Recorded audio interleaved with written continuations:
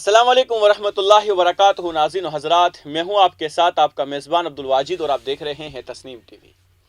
रियासत उत्तर प्रदेश के ज़िला मथुरा के श्री कृष्ण जन्मभूमि और शाही ईदगाह तनाज़ु मामले में ज़िला अदालत ने हफ्ता को मस्जिद में मंदिर की अलामात मौजूद होने के दावों के दरमियान इन अलामात को अदालत में पेश करने की हिदायत दी है।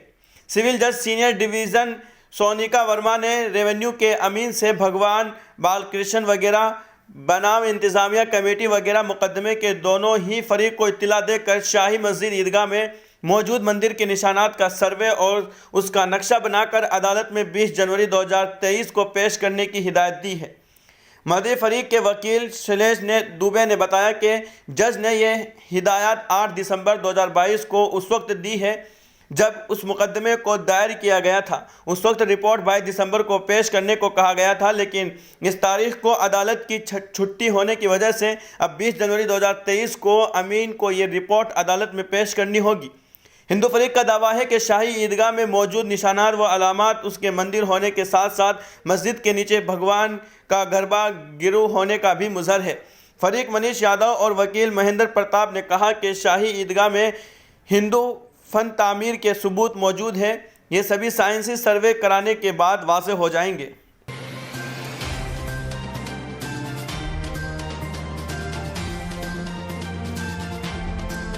अब रुक करते हैं अगली खबर की तरफ। रियासत गुजरात के ज़िला वडोदरा में क्रिसमस के मौके पर कुछ हिंदू शिद्दत पसंदों ने एक शख्स पर हमला कर दिया और उसको मारा पीटा और कहा कि ये इलाका हिंदुओं का है, इसलिए तुमको यहाँ इस तरह क्रिसमस मनाने की इजाज़त नहीं दी जाएगी।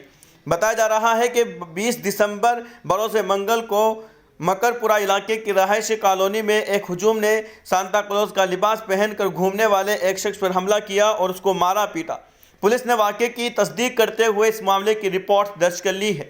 इतलात के मुताबिक शशिकांत दाबी नामी एक शख्स सांता क्लॉज का लिबास पहनकर मकरपुरा इलाके के अधूत साइंस सोसाइटी में एक ईसाई ख़ानदान के पास क्रिसमस की मुबारकबाद देने गया।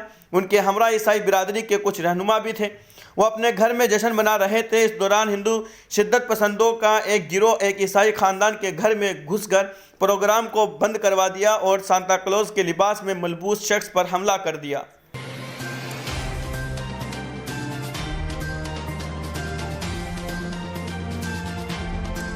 अब रुक करते हैं अगली खबर की तरफ। वालू पुलिस ने टीवी अदाकारा तुनिशा शर्मा के साथी अदाकार शेजान खान को खुदकुशी के इल्ज़ाम में गिरफ्तार कर लिया है। पुलिस ने शेजान खान पर खुदकुशी के लिए उकसाने का इल्ज़ाम लगाया गया है। तुनिशा शर्मा ने कल एक टीवी सीरियल के सेट पर खुदकुशी कर ली। उसके मां ने इस सिलसिले में शिकायत दर्ज कराई है। एसीपी चंद्रकांत जादू ने बताया कि हम तहकीकात कर रहे हैं। पुलिस ने आईपीसी के दफ़ा 306 के तहत मुकदमे दर्ज करने के बाद शेजान को गिरफ्तार कर लिया है और आज उन्हें अदालत में पेश किया जाएगा। वाज़ेह रहे कि गुज़िश्ता कल टीवी सीरियल अली बाबा दास्तान काबुल और फिल्म फतूर के अदाकार तुनिशा शर्मा के बारे में हैरानकुन खबर सामने आई थी। टीवी और फिल्मी दुनिया की मकबूल अदाकारा ने 20 साल की उम्र में खुदकुशी कर ली है। तुनिशा शर्मा ने कम उम्री में ही कई मशहूर सीरियल्स और फिल्मों में काम करके अपनी ख़ास पहचान बनाई थी।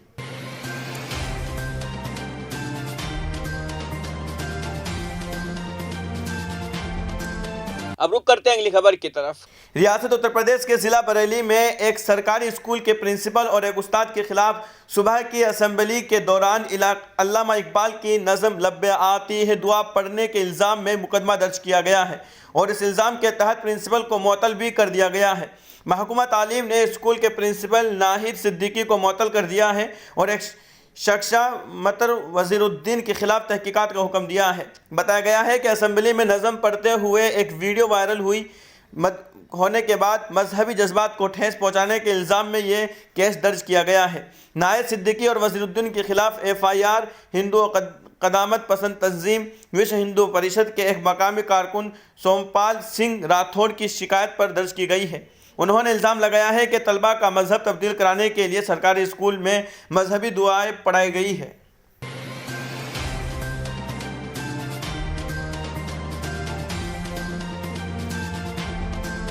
अब रुक करते हैं अगली खबर की तरफ। अफगानिस्तान में तालिबान ग्रुप लड़कियों के लिए स्कूलों और यूनिवर्सिटी को दोबारा खोलने के इम्कान पर बातचीत कर रही है। रिपोर्ट के मुताबिक ज़राए ने बताया, तालिबान हुकूमत ने लड़कियों के लिए यूनिवर्सिटियां और स्कूल खोलने पर बातचीत की है। मंगल को तालिबान हुकूमत के अफगान वज़ार तालीम ने निजी और सरकारी आला तालीम इदारों में लड़कियों की तालीम मुअत्तल करने का हुक्म दिया था।